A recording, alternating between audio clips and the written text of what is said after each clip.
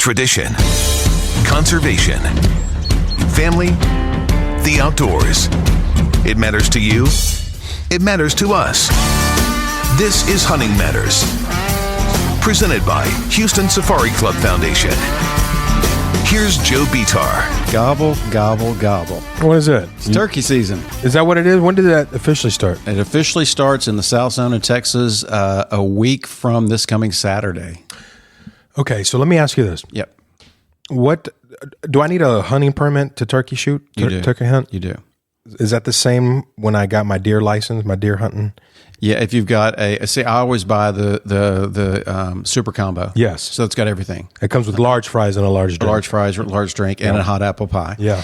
And so in Texas, you have to have your turkey stamp, your upland game bird stamp, if you will. Okay. And your regular hunting license. So that's the only extra. Can they not use English? Just say you turkey license. Go to the Texas Parks and Wildlife website, and then and they'll tell you everything about it. And I have to tell this because we typically host about 2 weeks of turkey hunts. So we bring in our people that we work with all year, some of our sponsors and clients and other people.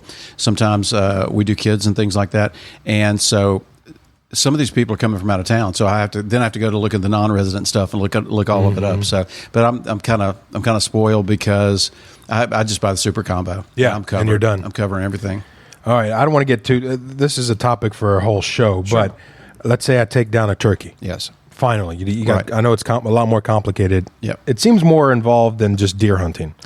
As the older I get, it's becoming more and more one of my favorite hunts. I didn't start turkey hunting until later in life, and the challenge of it and being able to call and talk to them and get them in close so you can get a shot at 20, 30, 40 yards if you have to. Mm-hmm. It's exciting, and now I'm actually at the point where I'm a decent caller. I'm not a great caller. I hunt with some people that are unbelievable turkey callers.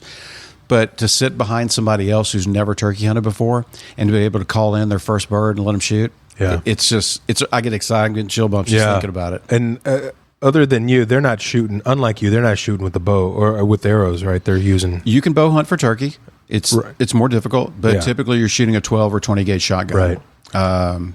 So you take down a turkey. Yep. Then what do? You grab it and take it in the truck? And is there a processor that they like with deer that you take it to, or do you do it? I guess you could. I do it myself typically. You just pluck the feathers? The cool thing in Texas now is that we have an online licensing system, and it's going to become, I think, mandatory in every county in the state of Texas where you have to log your harvest for turkeys.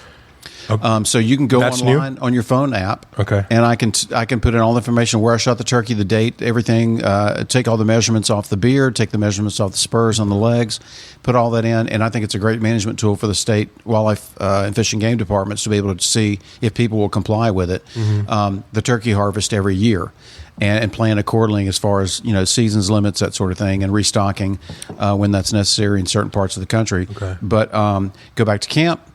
We take pictures, of course. I'm a field photo freak, so I take everybody's photos. We go back and we clean them out. And typically, what we do, I typically breast those birds out.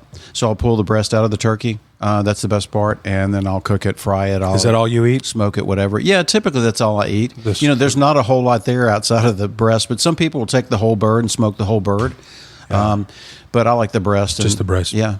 Okay. And is it gamey like deer? It's more gamey than your butterballs that you buy. So you can either spatchcock them or you can do them in a saline bath or whatever. I like to season and smoke mine up. Mm-hmm. I'll usually marinate mine overnight and then put it on slow smoke. Man, I bet that's fun. And those are big breasts, I would imagine. Yeah, they are. And the other thing is... I can't ask a simple question. Yeah, we're only podcast now, so we can say whatever we want to. We can curse, we can make references. Something else I've seen done a lot of times is people will take that breast and do it in strips and fry it right there in camp that night. And serve it with mashed potatoes and green beans. Man, nothing tastes better than camp food when you're out. It is. Especially the stuff you just caught. Yeah, it really is. So, I'm excited. Turkey season's coming. That's sorry. I didn't mean to pull you off topic. Nah, man, that's what we're here for. I got quiet. I'm a novice. I got about everything hunting. And are you going on spring break this year? I am. Where are you guys going? We haven't. We're going to go to Cincinnati. Okay. Because there is a Great Wolf Lodge out there. Yeah. And the boys love Great Wolf Lodges. The commercials got them, didn't they? Yeah, of course. They're going to ride giant wolves out there? Yeah, exactly what it is. But that's not our only destination. I mean, we're going to stop in little towns called Memphis and Nashville, Sure. and, Louisville, and and maybe coming home, go the long way around to St. Louis. You going to go to Graceland? No, not with the boys. Yeah, they're not ready for that yet. Right. That's a pilgrimage. Yeah. I've never been to Graceland. It's pretty cool. It's not, now you see it. It's not really Right. as grandiose as it was when it was built. But one of these days, when you're not doing family stuff in spring break, we got to get you out turkey hunting. It just didn't work out for us this year. This didn't work out. When does the season end? Can I go tomorrow? Runs for about a month. No, you can't go tomorrow. Oh. You're going to be traveling across the fine country of ours. We're going to Alaska this year? No, I'm not going back to Alaska this year. That's convenient. I'm saving up because I'm going to South Africa next year. Is that true? Yeah. Can I come? Yep. Don't joke, B-Talk. We're going to go with Louis Van Bergen at Spiral Horn Safaris. Is he any good? He's very good. Okay. And Louis, if you're listening to this, I expect some kudos here. But yeah, I'm going to go shoot a Cape Buffalo with my bow. Have you ever done that? No, I have not shot a Cape Buffalo with my bow. Have you shot a Cape Buffalo? I haven't shot a Cape Buffalo either. Okay. So I'm going to do it with a bow. I shot an elephant in my pajamas. That's right. While he was in my pajamas. Fuzzy slippers. I don't know what he was doing in my pajamas and slippers, but I shot him. Anyway, so folks, Houston Safari Club Foundation, of course, is our title sponsor for the show, and you can go to wehuntwegive.org. That's wehuntwegive.org, and check out Houston Safari Club Foundation. Sign up to become a member and sign up to attend one of the really cool events that's coming up. We're doing a quail shoot and seafood boil coming up in May at Providence Plantation outside of town. We got something going on every month, and so I'm excited about that. Yep. But you're here on Hunting Matters. If you're tuning in for the first time, welcome. We're going to get right into our show, I guess, here. Are we supposed to encourage people to subscribe to our podcast? Listen, rate, review, and subscribe. Those are the four words I've got to put in my vocabulary. But yeah, if you're listening to this, please tell others about it. Subscribe to it. Leave us a review. Leave us some feedback. Tell us what you want to hear in the future. If you got a buddy or some family, friends that are involved in the outdoor world, just shoot us an email at info@wehuntwegive.org. We'd love to have them on the show. And I think right now we're actually booked through end of June. You got a knack for booking way in advance. Well, it's cool because I take it as a compliment of what you and I do. By the way, if people are listening, we did get a gold AVA Digital Award this week for the podcast. I think it's our fifth or sixth award. I lose count after half a dozen. Like yes, I see all the plaques on your wall over there. No. But it's quite the honor. We're changing it up a little bit, folks. If you're listening for the first time, we're going with a straight podcast format. And it'll be an experiment in how we update and change and format the show. But I'm excited because an old friend of mine is joining us for our new program, if you will, and that's Jon LaCorte. Jon and I have some field stories that we could share, and some we can't, of hunting out in the field. But Jon is a unique guest because if you met this guy at the airport at LaGuardia or something, you go, "This guy's not involved in hunting in the outdoor worlds." Jon grew up in Queens, New York. The world's center place and bastion of hunting and sport optics. So it's not really known, to the hunting world, right, Jon? Am I correct here? Yeah, a lot of people question how I even got involved in the industry coming from, where I grew up. I grew up, like you said, in Queens, literally right on the border of Brooklyn and Queens. And, my grandfather came here from Italy in the early 1900s, and my father and uncle learned to hunt, with him, and I've kind of carried on the tradition, and now my son is hunting. So yeah, it's not the most common place for hunters to come from, but I did. Well, Jon, I got to tell you, I don't know if I've told you this before, but over the past year, I'm adopted, so my wife really started digging into my genetics through 23andMe and all that stuff, and I found out, much to my surprise and pleasure, that I am 51% Italian, and she was able to trace my lineage all the way back to Italy. And wow, yeah, I thought I was French and Indian my entire life, and here I am, almost 60 years old, and my wife uncovers this whole new world, and I'm like, no wonder I eat so much pizza and pasta and stuff like that. So now we have that in common. Talk with your hands. Yeah, I do. I do. Well, so that was a big surprise for me, and a pleasurable one at that. So, Jon, you said you were introduced by your family in the outdoors, and you and I have known we've known each other through our careers in the outdoor world, and so You've seen, I'm not aging us, I don't think, but you've seen a lot of changes in the outdoor industry from a variety of different aspects, as have I. And I'm just curious, Sport Optics is what we're here to talk about. I mean, you're the co-founder of TRACT Optics, which, by the way, I'm the proud owner of my latest rifle scope that I took to Alaska is from TRACT. Nice. And that's a shameless plug there for John and them. But and I want to talk about the process of buying with you guys and how seamless it was. But you and your buddy John Allen have founded this company, TRACT Optics. But kind of give us a glance or an overview of how sport optics, hunting optics, and shooting optics have changed in your lifetime. Yeah, the first thing is the quality of products today, even at the lower price points, are so far superior to, what you had really even 10, 15 years ago. Innovation in just glass and coatings, it's taken a huge step forward. The glass itself, obviously, where it comes from, really kind of makes a big difference. Most glass either comes from Asia or Europe. Unfortunately, there's really no source in the United States for, high quality glass of volume. That's why you really don't see very many optics truly made in the USA. But optics is something that, when I grew up hunting, I obviously had a rifle scope, but I didn't use a binocular because most of my shots were, 75 yards, 50 yards is all wooded terrain, but I realized that I was really leaving a lot on the table because a binocular allowed me to hunt in a way that I never did before. And I think just educating people in how optics are used is a big thing. Because people will say, "Oh, I don't need a binocular. I have a rifle scope." Well, I mean, you should never use your rifle scope to look at something that you're not totally sure is something you want to be pointing a firearm at. Right. The binocular allows you to identify things that you couldn't see with your naked eye. I've actually killed 2 bucks that I never saw with my naked eyes. Low light situations, I just pick up the binocular and I scan. Just try to pick something out.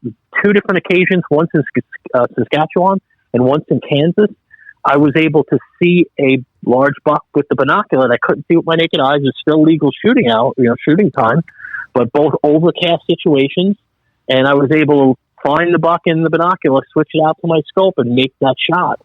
So if I did not have optics, I would have never had either one of those opportunities. Yeah, it's amazing. I still actually have the first scope I ever had on an old Browning 270. And I still, the other day I was cleaning out my gun cabinet and I found it stuck on a shelf. It's kind of like knives, I guess. I just can't get rid of it. I know I'll never use it again, but I just can't get rid of it. Too many memories. Kind of got to that point. You're a hoarder. We're going to see you on a. I am. We're going to see you on a reality show. I am. Yeah, I am. As far as guns and optics goes, yeah, I'm not getting rid of any of them. They're going to go to my kids. But I mean, it's amazing, and do you think with those advancements, I mean, all good things that we have the technology and we have the uptick in the quality of the product? I think the gap between the civilian and the military worlds have greatly diminished. I mean, some of these things you can buy off the shelf now is things that only the military could get several years ago. Yeah, there's obviously a lot of things that the military require, like in a product, in order for it to be mil spec. But these days, again, the products are being built at such very, very high tolerances that a lot of the products that may not be considered, military spec are still meeting those specs. Yeah, that's true. Do you guys, just curious, I know we're kind of going out of order here. Do you guys do drop tests on your products? Pretty much all of our products go through considerable testing, both for waterproofing and in rifle scopes. We don't necessarily call it a drop test, okay, but it's basically a test that provides impact up to 1,000 Gs, which is greater than any centerfire cartridge can generate. So even cartridges like the 458 lot don't generate that much G-force. So the scopes are built to withstand basically any modern centerfire cartridge.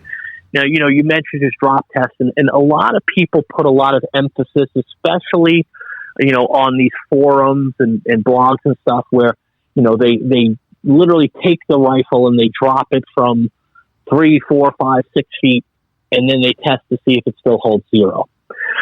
Number one, to be honest with you, if I ever did that, and one of the people that showed me how to hunt and how to handle firearms safely, if my grandfather ever saw me intentionally drop a rifle to test it, he'd probably kill me. Yep. And so would my father and my uncle. You don't treat a rifle like that ever. Right. And so these drop tests, number one, I think it's disrespectful and it's not safe whether the gun is loaded or not. But it's not a true test of whether the rifle and scope are holding zero. There's just way too many variables. You can't determine that the scope hits the same point. You don't know if, did the action shift in the stock? Yeah. Did the rings kind of twist? Did the base twist? There's just way too many variables. So those type of tests are really, I don't believe, true tests. Of whether a scope holds zero. But our scopes go through rigorous testing. Our binoculars go through waterproof, fogproof testing. Everything that we build is filled with argon gas, which is a step up from the nitrogen used in most products. And the reason we use argon is because it actually has a higher resistance to temperature changes than nitrogen does. It's more expensive, but it also has larger molecules. So if you do have some type of a leak, the argon is going to take a lot longer to actually, dissipate through the optic than nitrogen would. So it's just an added level of protection. Yeah. Yeah. And I got to be honest with you. I didn't realize that you guys were using argon as well. I should have studied up on my products before I bought it before, but the glass was so clear. And I have I just have a sense of trust with you and your partner over at TRACT that, you guys are going to steer me in the right direction of what I need, what exactly the shooting situation that I need it for. And you're right. The drop test, I just use that term because that's my old medical background. We used to do drop tests on medical equipment out of helicopters and things. But, the thing is, if I'm falling, I have the same opinion as you. Is if I'm going into the water or falling down the side of a mountain, usually the gun's being held up in the air. That's the last thing to ever touch the ground. When I get in those situations. So, if I'm a novice, never went out and purchased a rifle, an optic. Most of the optics I have, I think, already came with a gun, right? I'm just ignorant to this stuff. What am I looking for as a first-time scope buyer when it comes to buying an optic for my rifle? So, the first thing you need to determine is what are you actually using it for? Are you using it for hunting? Are you using it for hunting and possibly target shooting? What type of distances? What type of game? There's a monstrous amount of different options out there. You just want to kind of figure out what are you truly using it for? Years ago, the average hunter had maybe 1 or 2 rifles. Mm-hmm. Today, I think the average hunter has numerous rifles, and, whether you're hunting whitetails, you might have, obviously being in the industry and having access to, a lot of different brands of rifles and things. I have rifles that I use for different types of whitetail hunting. If I'm actually still hunting or stalking or tracking, I use one rifle. Mm-hmm. If I'm sitting on a sendero, I have a different rifle. Yeah. So that's just whitetail hunting. Now, if I'm elk hunting, I might have a completely different rifle. So things have gotten to the point where hunters have actually really fine-tuned what they use, and that relates directly to the type of scope that you use. Yeah. The scope that I'm using if I'm still hunting is not going to be the same as if I'm sitting on a power line or a sendero or a food plot where there's a good chance the shot's going to be long and probably extremely low light. Whereas still hunting and stalking, I want something lightweight, low power, wide field of view. So you'd have to figure out what are you truly doing. And there's probably a lot of people listening to this that says, hey, you know what? I've been using the same 30-06 with a 3 to 9x40 on it, and I've shot everything in North America. That's great. There's nothing wrong with that. And, truth about it, though, is as the market has changed with new cartridges and, synthetic stocks, and there's so many different things now that give that consumer a lot more options that you really didn't have 20, 30 years ago. Yeah, and I'm going to brag on John and the guys at TRACT. Okay. When I got ready to go to the last Alaska trip, I had a brand new rifle, and I called him up and I said, "This is the rifle. This is where I'm going. This is what I'm going to be doing hunting. Which scope do I need?" Because I was not familiar with the product line as much as as I could have been, and it was kind of short order. And John, I'm bragging on you guys a little bit, but it was like, here's what you need, and it'll be to you by this date. And if you have a problem, call us, and we'll walk you through anything. And if in the short life span of this scope on this rifle, I've taken it from not knowing how to use it to falling in love with it to taking it out. After that Alaska hunt, I went to a buddy of mine's. We were shooting 1,000, 1,200, 1,500 yards with it, and he goes, "What are you shooting there?" I showed him, and he sent a few rounds downrange, and he goes, "Man, I really like this. This is a really, really good glass." And that's the one thing I can brag about you guys, John. I mean, this is what you guys have lived, eaten and breathed for so long that you know it like the back of your hand. And there's not many scenarios where somebody calls you up and goes, I'm hunting Bigfoot this week, and I'm hunting with a 30 cal or 50 cal. You guys, I think that's one of the things in your business model, for those who don't know, being direct to consumer, it's hand holding, if you will, especially for whether you're a novice, whether you're expert, whatever. Tell us a little bit about that process and why you guys decided to go direct to consumer. Well, the reason we went direct to consumer is, John and I both worked for Nikon for many years. Yep. And we kind of saw the writing on the wall that Nikon was really looking to get out of the hunting and shooting business. And because of that, we decided to look into starting our own brand, and TRACT is what we started. And a big part of going direct was, all the years that we dealt with the big box stores. Those big box stores, they become very powerful because the volume that they do is kind of, can make your company. So when you get to a point where a big portion of your volume is these big box stores, well, as they open new stores and, they want to make more profit, they would come to the company and say, "Hey, we're opening 3 new stores. We need 3% extra profit this year." Well, you can't tell them no, because you don't want them to not support you in those new stores. And because you do so much volume with them, you can't walk away. Well, what happens in the next year, and the year after that, the year after that? Well, now you're at, double-digit increases in discounts that you're giving them. Well, you can't absorb that forever. So what was happening is we were having to reduce the quality of the product in order to get the numbers to work. So as a manufacturer, we were more concerned with satisfying the big box stores and giving them the margins. So we would make the profit. The dealer would continue to make increased profit every year. And who would lose? The consumer. Because the consumer is now getting a product that's not as good as it used to be because of having to cut the quality to get the numbers to work. So we saw that as an opportunity. Why not sell direct to the consumer? Cut out the retail markup, which honestly these days, the markup on optics is more than it ever has been before. And the reason for that is a lot of these, whether it's a big box store or a mom and pop, they're not making the same money they used to make on firearms and ammunition. Very small margin on those two things. So they have to make it up in accessories. And cash cow is optics. They are able to make more money in optics for the exact same reason. They're basically putting pressure on all the big names.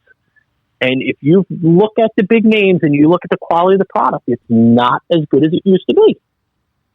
And that's just a classic example of why the direct-to-consumer brand was so attractive to us, because it let us build a product to the level we felt it needed to be without that retail markup. So the consumer basically is getting a product that if they compared it, they would have to spend hundreds of dollars more in order to get a competitive product with the features that we have. So it enables us to build, a great product at a great price and we don't have to worry about satisfying a dealer and providing these super high levels of margin that the consumer is paying for today, that quite honestly he wasn't paying for just 10, 15 years ago. Yeah, that's a good point. And does it build? Are you seeing brand loyalty and customer loyalty with that more hands-on approach from you guys?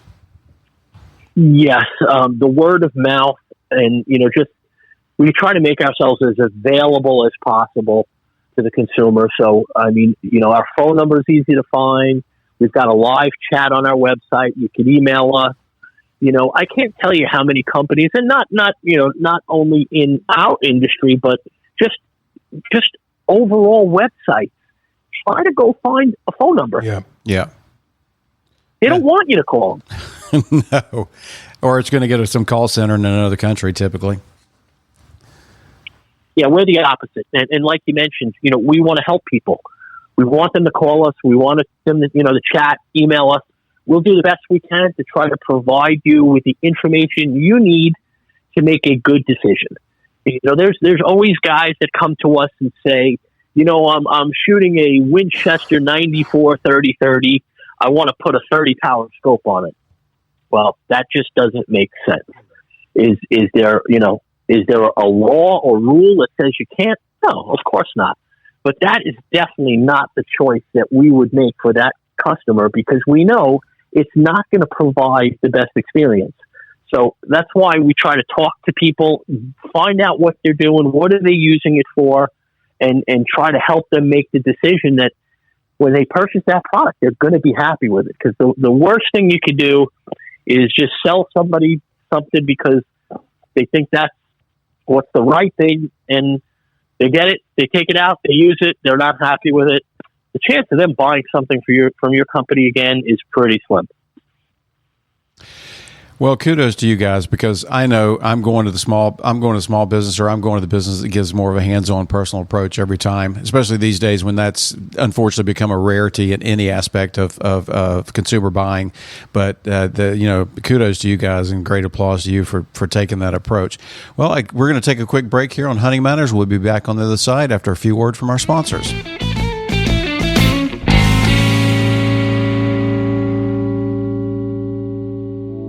It's funny, no matter how well you know this land, you always seem to get lost in it. That's because it's your escape, your place to reconnect to nature and yourself. At Capital Farm Credit, we're proud to help people like you purchase recreational land where you can hunt, fish, four-wheel, or simply get lost in. To learn how we can help you secure land like this, visit CapitalFarmCredit.com. Capital Farm Credit. Together, we're better. The Houston Safari Club Foundation is a 501c3 nonprofit organization that supports the future of hunting and conservation. Wildlife and habitat conservation, youth education and outdoor experiences, scholarships, and anti-poaching efforts are just a few of the programs supported by this organization. Monthly events, an annual convention, award-winning publications, networking opportunities, and valuable resources for hunting knowledge are just a few of the benefits of being a member of Houston Safari Club Foundation. If you're searching for a group of people dedicated to protecting the future of hunting, look no further. Join Houston Safari Club Foundation today at wehuntwegive.org or call 713-623-8844. Are you interested in breeding exotic wildlife as a method of generating cash flow for your ranching operation? Wildlife Partners is an innovative wildlife conservation company that is the largest breeder, buyer, and seller of exotic wildlife in America. Let them show you how wildlife breeding and ranching can help secure the future of animal species while generating cash flow and substantial first-year tax deductions. Wildlife Partners serves more than 500 private landowners in Texas and numerous conservation-minded investors throughout the U.S. Non-landowners can also own wildlife. To learn more, go to wildlifepartners.com. Turn a gun you like into one you love. You'll shoot better with the Boyd's Hardwood Gun Stock. Upgrade your firearm to Boyd's and your gun will fit you better and look better. Boyd's uses only top-grade hardwoods because a hardwood stock performs. Boyd's gun stocks are engineered to fit precisely on its specified gun model. Their engineers have continued to perfect manufacturing methods since 1981. That's why you get far more gun stock for your money. Boyd's makes gun stocks for hundreds of gun brands and thousands of models. Shoot better today at boydsgunstocks.com.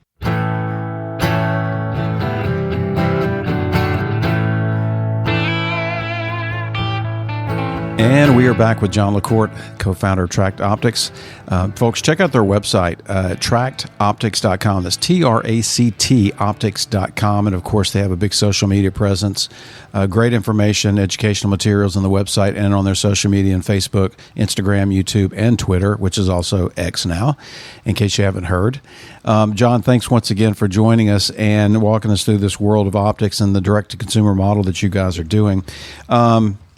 What are, sometimes optics are intimidating to the novice. There's MOA, there's all these things, there's new technology, there's BDC, there's this, that, and the other. And the TRACT Toric BDC that you guys referred me to that I hunted with, took them for the first time to Alaska this past season.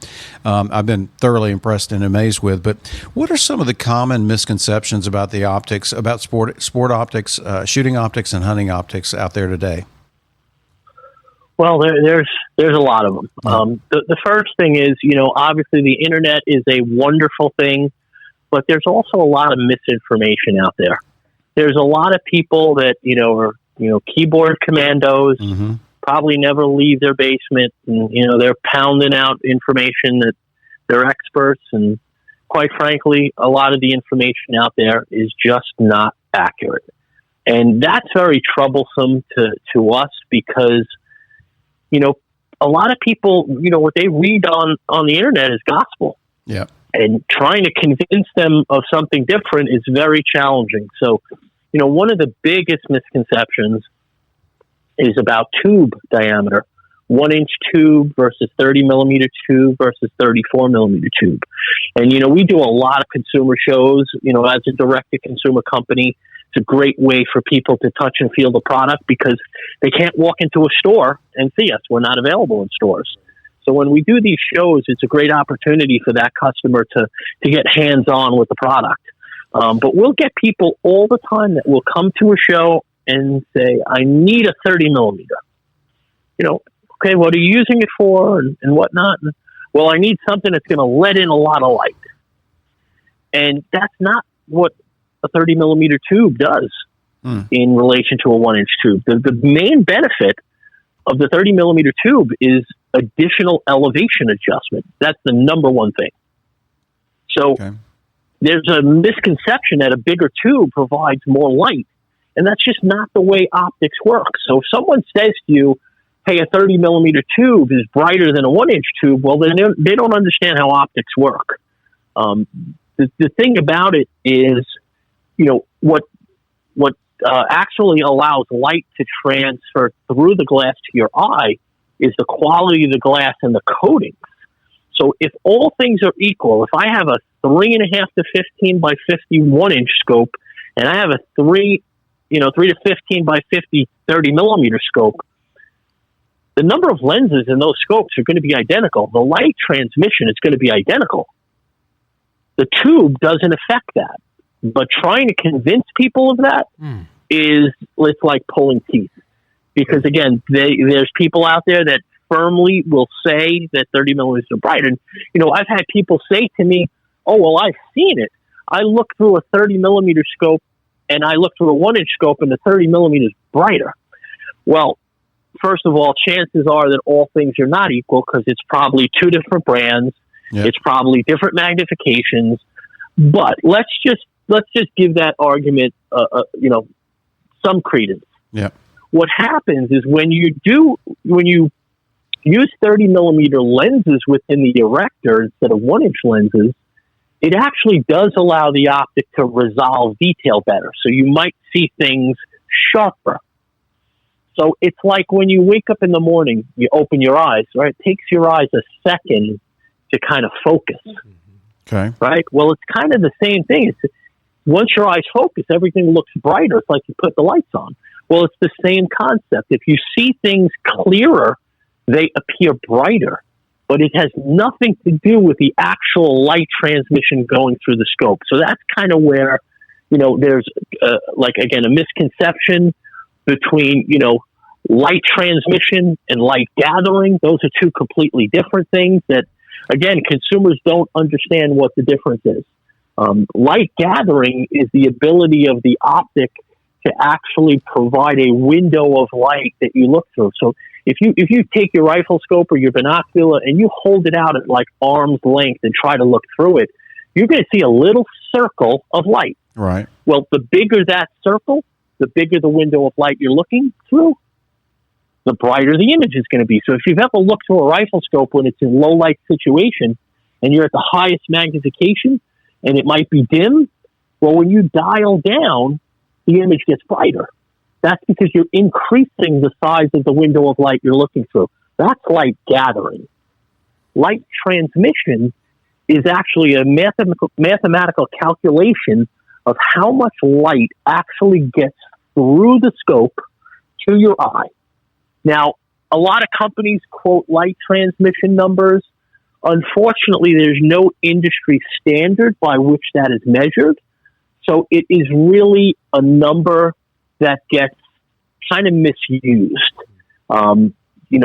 When I worked for Nikon, we had a rifle scope called Pro Staff, which it was a $149 rifle scope, yep. and it had 98% light transmission. That's like incredible. Yep.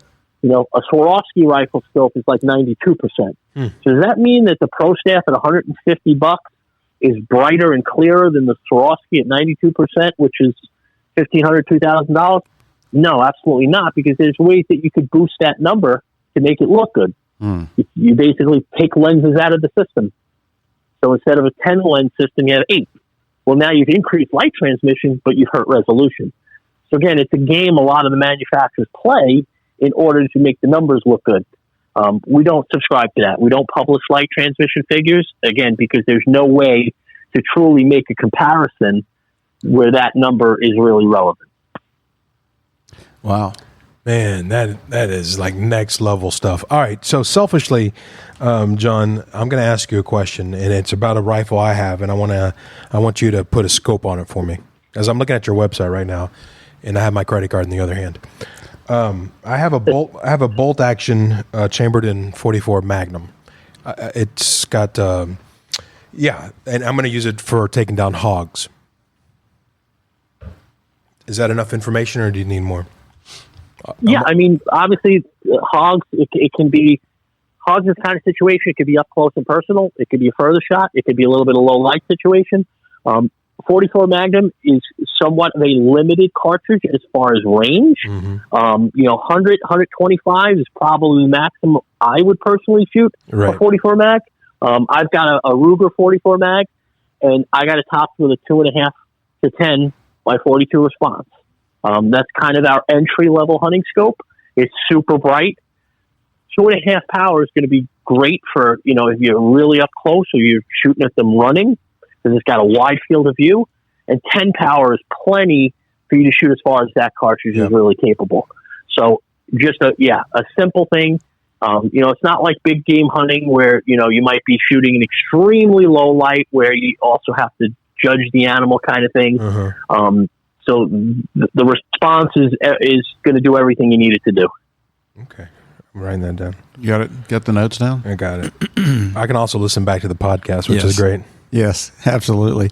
John, do you guys service more hunters, more long range shooting enthusiasts? Both? Is it an equal mix? What are you seeing these days? Well, when we started the company almost 9 years ago, we were very, very focused on hunting. That was kind of the background we really had at Nikon. John and I are both, longtime, lifelong hunters. So we really focused on hunting. But being a direct-to-consumer brand, the great thing about it is, we talk directly to the source. I remember when, in the old days, you get information, you'd hear it from the sales rep who heard it from the buyer, who heard it from the guy behind the counter, who heard it from the customer. So it's like the game of telephone, right? So by the time it got back to me, that product information changed. The great thing is we're hearing it right from that customer. That customer is telling us what they like, what they don't like. Well, thankfully, because we have that opportunity to communicate with our customers, our biggest part of our business right now is long-range shooting. And that's the fastest growing segment in the entire market. And ironically, we've had tremendous success there.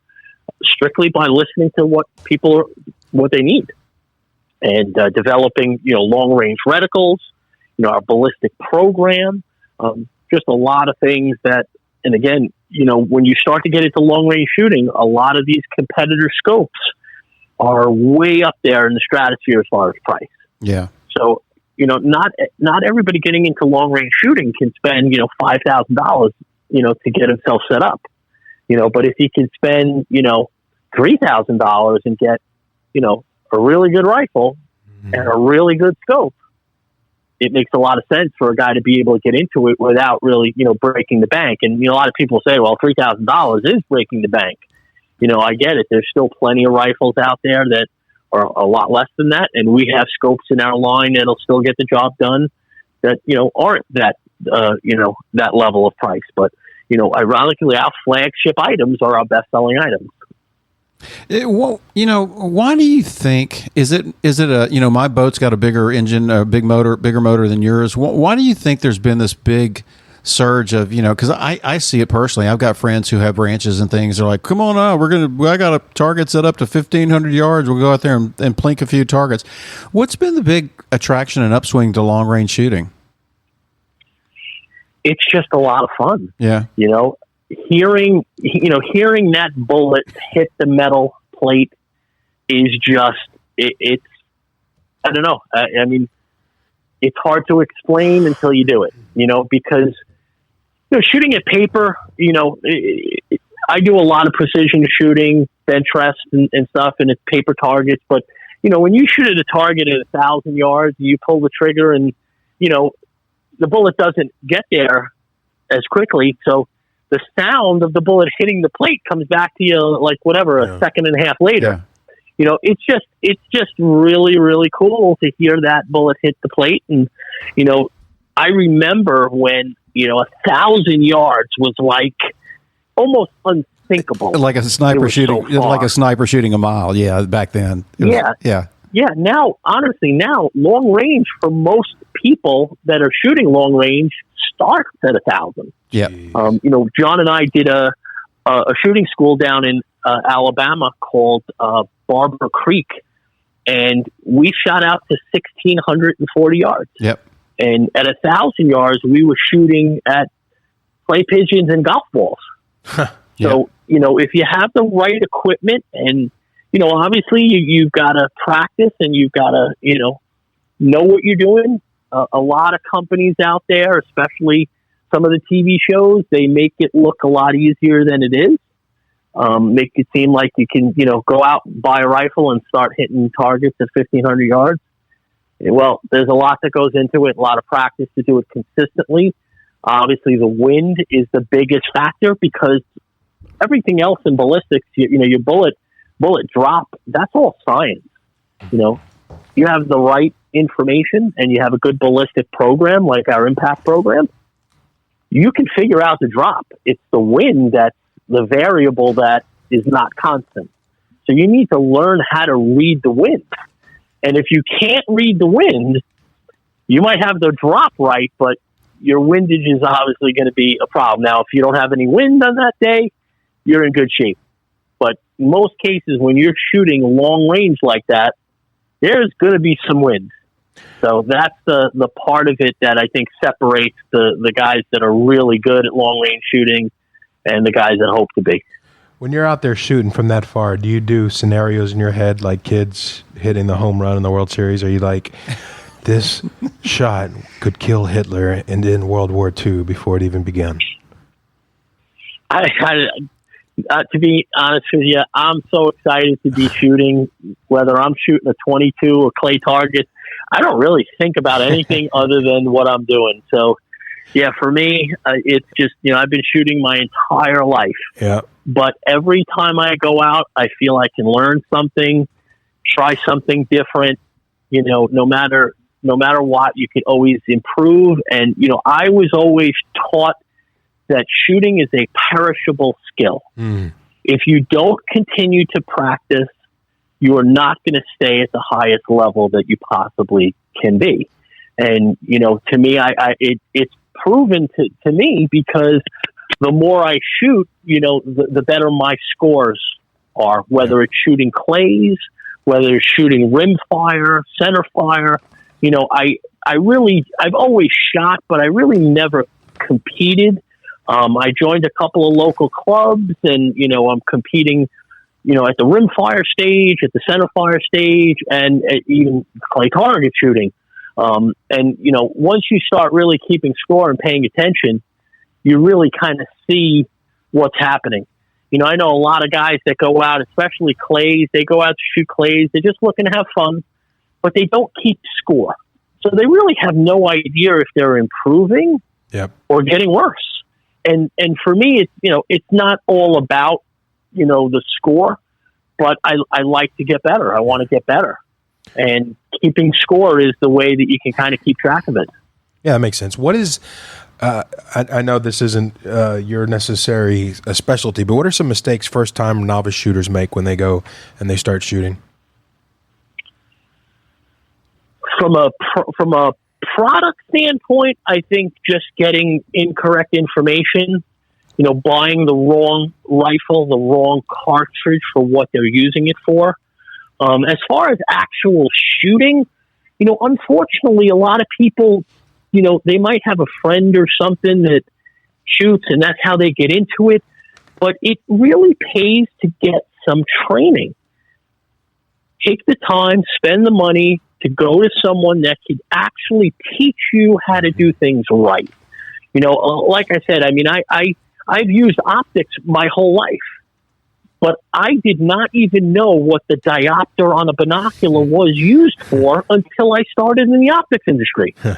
So, you know, a lot of people shoot doesn't necessarily mean they do things correctly. Right. And it doesn't mean they know how to teach people how to shoot. That's great. So, you know, the thing that I see a lot is, you know, guys go out, they buy stuff, they really, and no disrespect to guys that work behind the counter, but a lot of times the guys behind the counter are really not that knowledgeable, and they're looking to just make a sale. Yeah. And, you know, the other side of retail is a lot of these guys behind the counter get a spiff.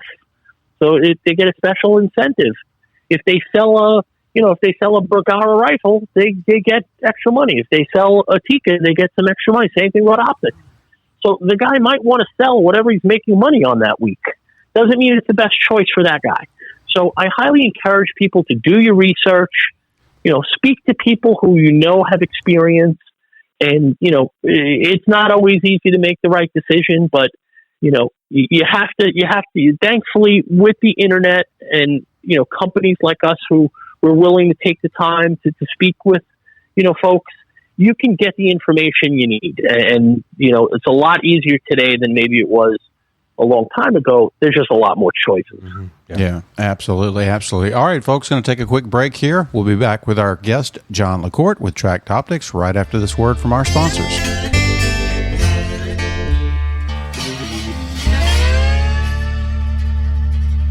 Nobody wants to imagine an emergency on a hunting trip, but when the unexpected happens, you want the team of medical and security experts at Global Rescue to be there for you. Global Rescue Operations Centers are staffed by experienced personnel, and you'll always speak to an expert on the first call. With unparalleled capabilities to transport members to their home hospital of choice, you'll get back to your preferred hospital, not the closest. So, trade what-ifs for peace of mind with convenient travel services designed for the unexpected. Learn more at globalrescue.com/hunting matters. Gunworks is a Cody, Wyoming-based manufacturer and provider of premium long-range rifle systems, optics, components, and training. Since 2006, Gunworks has led the charge in innovating and engineering premium quality long-range shooting technology, equipment, and techniques with a singular goal of providing hunters the ability to achieve quick and effective one-shot kills at whatever distances shots are encountered. The Gunworks team is dedicated to service and perfection in purpose-built products ready for 1,000 yards out of the box. Learn more at gunworks.com. That's GUNWERKS.com.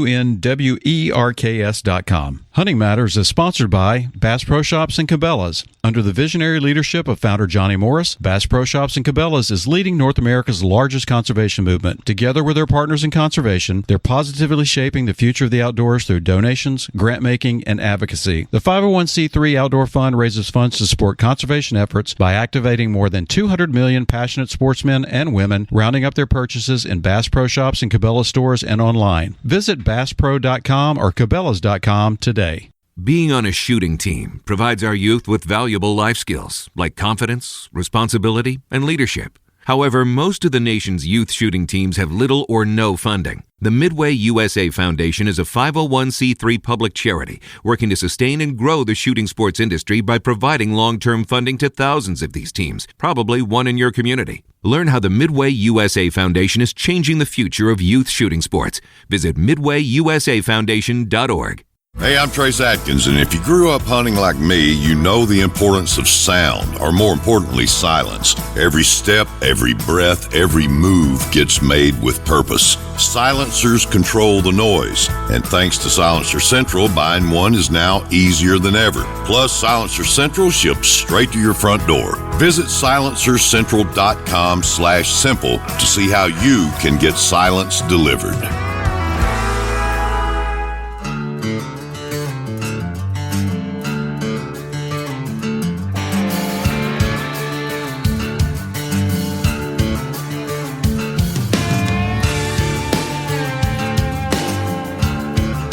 And we're back. Jon, thanks once again for joining us, folks. If you're just cutting in, it's Jon LaCorte, co-founder of TRACT Optics.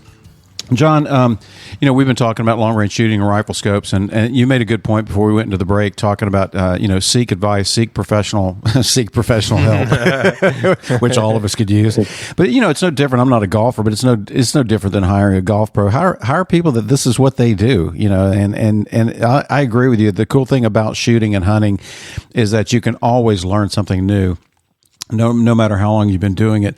Talk a little bit about the optics, the TRACT line. I mean, you guys don't just do rifle scopes. No, we've got a full line of binoculars, and now we have actually a full line of spotting scopes. We introduced the first spotting scope about a year and a half ago, and just one model to just test the waters. And as soon as we introduced it, we had requests for a more compact version. And so, we've got 4 different spotting scope models now. We've got 5 different binocular models. Rifle scopes, I couldn't even count them, but we've got everything from rimfire to entry-level hunting, flagship hunting, and then we've got a complete line of long-range and extreme long-range rifle scopes. So we've got a nice selection. Rangefinders is something that we hope to incorporate down the road to just complete the line, but again, it's all based upon what our customers are asking for. The binocular, which one do you carry in your pack most of all? Which one of the TRACT line do you typically carry? So I was a 10 by 42 guy for a very long time, and I'm getting close to my mid 50s. I can't hold the 10 power as steady as I used to. And, I do a lot of bow hunting. So, a lot of times I've got, the bow in my left hand, and I'm trying to judge the buck with, the binocular, holding it with one hand. And the higher the magnification, the more you shake. The visibility of your hand shakes. So I've actually gravitated to an 8 power, 8 by 42, because number one, it's got a wider field of view. It's brighter than the 1042, and I can hold it steadier. So a lot of times, guys, when it comes to optics, they always think bigger is better. And that's just the American mentality. But it's not always the case with optics, especially binoculars. Like we do stuff at shows sometimes. We'll, put a dollar bill up on the wall and, hand somebody a 12.5/50 binocular and ask them if they could read the serial number. And because the magnification is so high, it brings the image close, but they're shaking so much that they can't see the detail. But then you hand them an 8 by 42 and they're able to read the number right off the bat because they can hold it steady enough to see the detail. So that's the trade-off with optics is, always a higher magnification is going to let you see detail better, providing that you can hold it steady. So I've gravitated to the 8 by 42. If I hunt out west where I'm looking at things usually a longer way off, I'll go back to the 10 by 42. But, thankfully, because of, my situation, I'm able to use, all of the different binoculars we have. So if I'm sitting on a food plot or, a sendero where I might be looking a long way in low light, then I'll go to a 10 by 50 because that 50 millimeter objective is going to gather more light than the 10 by 42. So, thankfully I'm able to kind of pick and choose what optic I use based upon the exact application. That's the same thing I was kind of referring to before about having a particular scope and particular rifle for each application. When I shoot long range, I have a completely different setup than when I'm hunting whitetails here in New York or even out west. So, obviously everybody can't do that, but that's why, talking to someone that understands products and understands optics and can help guide you to make the right decision. Because, not everybody uses a product for one application. A lot of people use for multiple applications, but you want to select the product that's going to give you the best opportunity to maximize the performance of that optic for as many of the applications as you can. That's really good advice. And I mean, you guys have the thing, look at the website, and after I was in the market to get a new rifle scope as well, look at the website. The other thing you guys do a really good job of, and we talked about it before, how-to videos, materials, learning materials, and that sort of thing. And again, the direct to consumer model that you guys have afford people the opportunity to chat with you guys about specifically what their needs are, what their challenges are. But one of my new favorite things, and it's not new to you guys, but one of my new favorite apps to me is the TRACT Ballistics mobile app. Yeah, the ability to, have it, have all of that ballistic data in your hand when you're in the field, it really makes a difference. I remember a few years ago, I was hunting with a friend of mine, and his son was hunting with us, and he really hadn't shot long range before. But he was sitting on this stand where they were getting a look at this good buck. It was in Montana. And, I pulled out the app, and, he was using a BDC reticle, and I showed him, literally what the reticle would do at those different distances. And he really had never shot over 100 yards before. And, the next night he went out and shot a buck at 350 yards. And he was just completely ecstatic because he had no idea where to hold the reticle if he wasn't, using a bullet drop reticle, and he didn't have, the information. We literally plugged in his exact cartridge. He got a screenshot on his phone, and he said he literally ranged the deer, looked at his phone, and made the shot. So, a lot of people will say, well, that's just too much technology. But, if it takes the guesswork out and allows you to psychologically, break that shot without thinking about where you have to hold the reticle, and it works, then it works. Well, plain and simple. People can say that about, unfair advantage and too much technology, but I look at it as, I think it only adds to the level of responsibility and being an ethical, responsible hunter and shooter. That's just the way I look at it. Yeah, and that's a great point because, a lot of people will throw the word ethics around, when it comes to long range shooting at game. And, my personal opinion is if you are confident and you do the homework and you know what your firearm is capable of doing, I don't think that someone should tell you what your ethical range is. Right.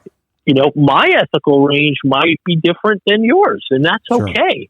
But really, nobody's got a right to tell people what they can and can't do.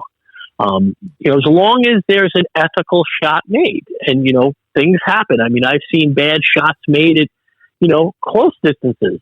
Yeah. And I've seen bad shots made at long distances. Anything can happen. The only thing to think about is, you're not shooting at a paper or steel target. The animal can move by the time that bullet gets there. Yep. So there's a lot of variables that come into, play when you're shooting at game that are not there when you're practicing. But again, I mean, there's guys that are capable of shooting game at distances consistently with one-shot kills farther than I would ever consider shooting. But I certainly don't disparage them. That's, if they can do it, more power to them, But everybody has to make that determination for themselves. And like you said before, you owe it to the animal to make a clean kill. So if you've not shot that distance before and you're just, hoping that the bullet goes where it says it's going to go, that's not good enough.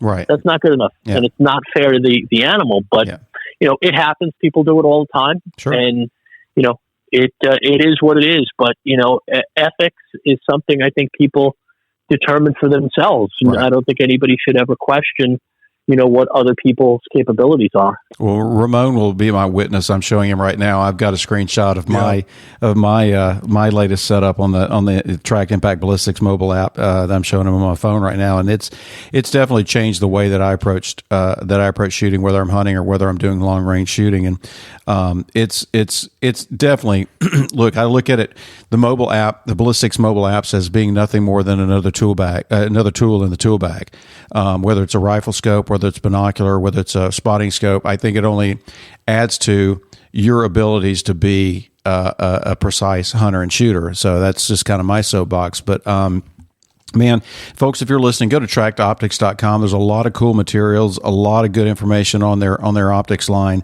And I know this is totally off subject, John, but it may have changed over the years, but there's a story you told me years ago that has stuck with me, and I want to watch Ramon's jaw drop open. We're spoiled here in Texas. So you're out in Long Island now, right? That's where you live still?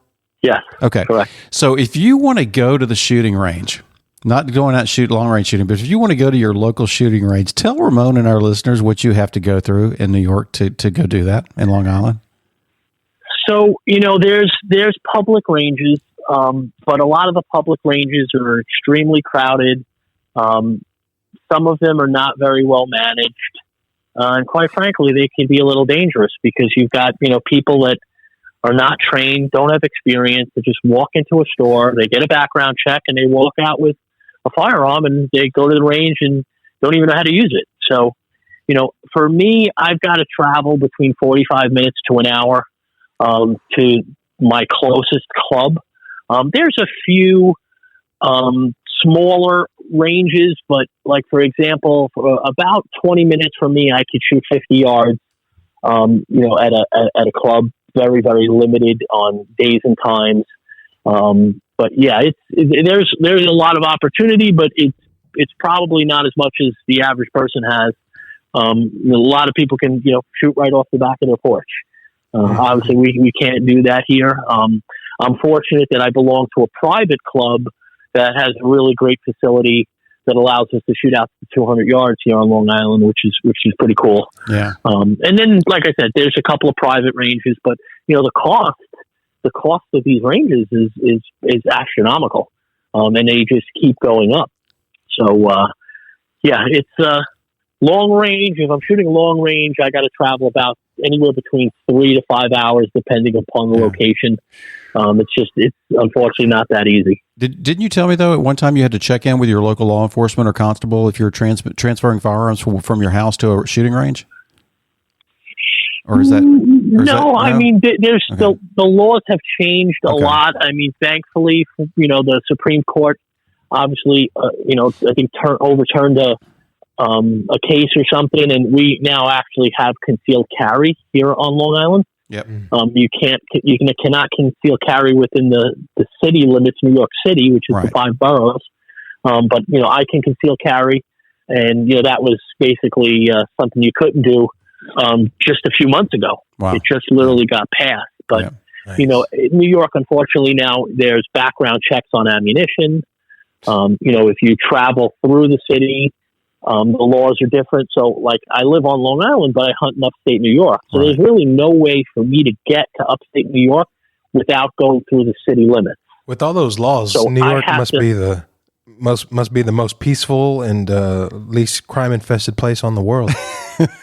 You would think, right? You would think, but it just shows you that unfortunately our government does not know what's going on, and it's a shame. But it is what it is. It's where I grew up. It's what I know. And, we just continue to do what we can to enjoy the sport that we love. So there's a tremendous amount of hunters and shooters in New York. I don't think people realize it because most people, when most people think of New York, they think of Manhattan. Right. They don't realize that, upstate New York is a tremendous area. The Adirondack Mountains is a classified wilderness. Yep. You know, I mean, it's that big. You get lost in the Adirondacks, and you're dead. You're not walking out of there. Yeah. You know, so yeah, it is what it is. But you know, thankfully, we have the ability to travel to great states like Texas and hunt and shoot and do a lot of things that we enjoy without the hassles that we have here.